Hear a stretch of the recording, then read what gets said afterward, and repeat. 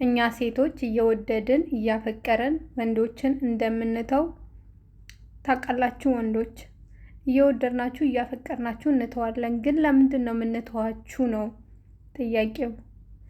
ቁም ነገር ካሌለክ፣ በእኔ ልንገራችሁ፣ እኔ ሴት ነኛ።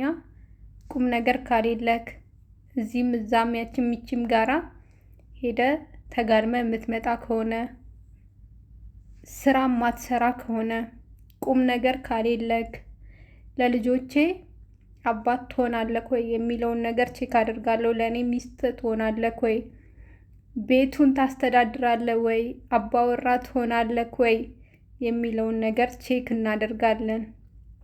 ይሄንን ካላሟላክ እያስለቀስካት፣ እግዚአብሔርን በተለይ እያስለቀስካት፣ የሆነ ሰዓት ላይ ፍቅር ሰጥታት፣ የሆነ ሰዓት ላይ መጥፎ ቃል የምትናገር ከሆነ እንተዋችኋለን። እያፈቀርናችሁ እንተዋችኋለን።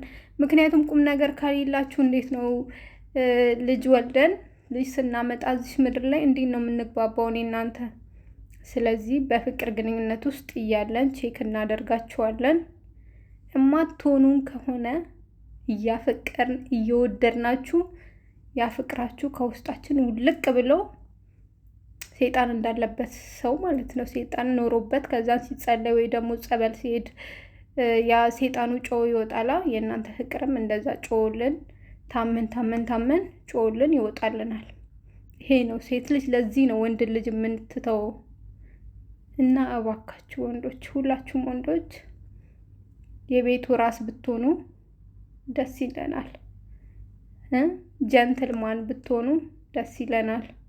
ሴት ልጅ እንዳትተው ከፈለግ እዚህም እዛም እየሄድክ ከሁሉም ቦታ እንደ ውሻ መብላት የለብህም። ቤትህንና ሚስትህን በቂ ናት እኮ እሷ።